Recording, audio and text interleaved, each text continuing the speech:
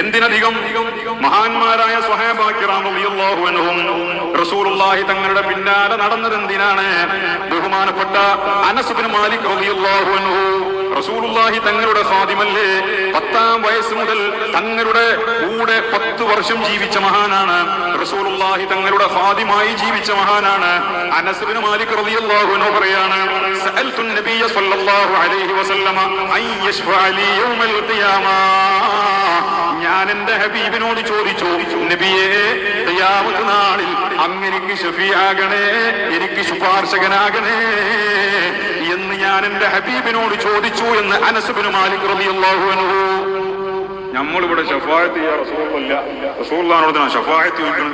അശ്ശഫാഅത ഹബ്ലനാ ഫിൽ ഖിയാമത്തി മുശ്ഫിഖാ വഅഹ്ലനാ in ദാഅയാ സയ്യിദി ഖൈറൻ നബി അസ്സലാത്തു അലൻ നബി വസ്സലാമു അലർ റസൂൽ.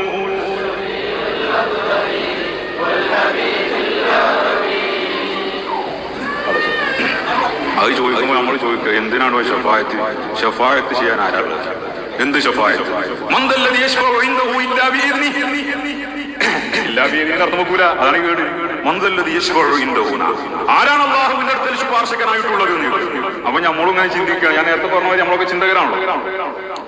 അപ്പൊ നമ്മളും ആരാ ഖുർആൻ ചോദിച്ചല്ലേ, ആരാ ശഫാഅത്ത് ചെയ്യാനുള്ളത്, ആരാ ശുപാർശകരുള്ളത്? അത് ശരിയാട്ടോ. പിന്നെ തന്നെ നമ്മൾ ശഫാഅത്ത് വയ്ക്കണം, ചിന്തിച്ച് നമ്മൾ തല ഉണ്ടാക്കണം. അപ്പൊ ഈ ബൈത്തിൽ നമ്മളെ മനസ്സിലും എന്താ ഞാൻ ചോദിക്കണം, എന്താ ശരിക്കും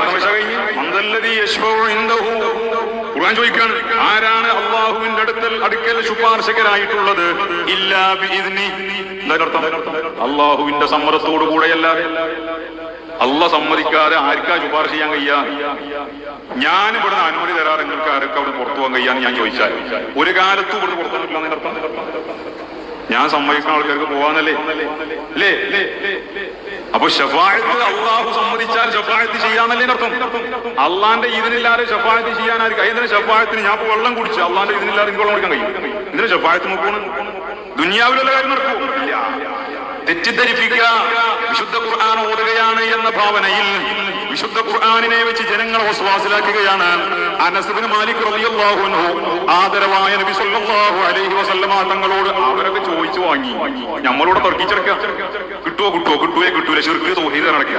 ഇതിന്റെ ഇടയ്ക്ക് എപ്പോഴെങ്കിലും കാറ്റാണ് പോകും. ഒരു തൗഹീദ് ഉണ്ടാവില്ല, ഒരു ശിർക്ക് ഉണ്ടാവില്ല. എല്ലാവരും പോണത് നമ്മുടെ ഉള്ളിൽ തന്നെ. ഖബർസ്ഥാനിൽ പറഞ്ഞ നമ്മുടെ ഉള്ളിൽ തന്നെ ആയിരിക്കും. അതുവരെ ഓനാ പള്ളി വന്നിട്ടില്ലെങ്കിലും മരിച്ചാൽ എന്തായാലും അവിടെ തന്നെ കൊണ്ടുവരിക. പക്ഷെ അവിടെ കാര്യമില്ലല്ലോ.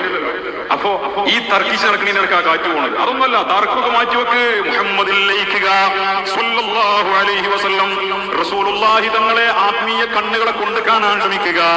അവിടുത്തെ നൂറാനിയത്തിലേക്ക് കൊതിക്കുക. ആ നൂറാനിയത്ത് മനസ്സിലാക്കാൻ അള്ളാഹുവിനോട് ദുആ ചെയ്യുക. അതാ ചെയ്യണ്ടത്, തർക്കിച്ചടക്കല്ല. അനസ് റളിയല്ലാഹു അൻഹു പറഞ്ഞു, നബിയോട്, എന്റെ ഹബീബിനോട് ഖിയാമത്ത് നാളിൽ നബിയെ അങ്ങനെക്ക് ശുപാർശ ചെയ്യണേ എന്ന് ഞാൻ പറഞ്ഞു. ഫഖാല, അപ്പോൾ റസൂലുള്ളാഹി തങ്ങൾ പറഞ്ഞു, അന ഫാഇൽ. അനസേ, ഞാനത് ചെയ്തിരിക്കും. അനസേ, ഹബീബായ മുഹമ്മദ് മുസ്തഫ 10 വർഷം കൂടെ നടന്ന കുട്ടിയാണ്. ആ കുട്ടി മുഹമ്മദ് നബി സല്ലല്ലാഹു അലൈഹി വസല്ലമ തങ്ങളോട് ഒരു ആവശ്യം ചോദിക്കുകയാണ്. എന്താണ് ആവശ്യം?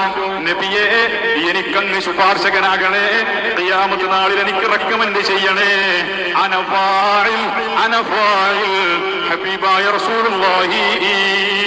അനസേ, താങ്കൾക്ക് ഞാൻ റെക്കമെൻഡ് ചെയ്തിരിക്കും. അനസേ,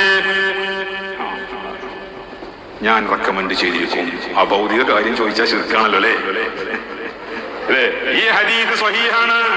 എല്ലാ ഹദീസും ദഈഫാക്കി നടക്കുന്ന അൽബാനി പോലും ഈ ഹദീസ് സ്വഹീഹാക്കിയിട്ടുണ്ട്.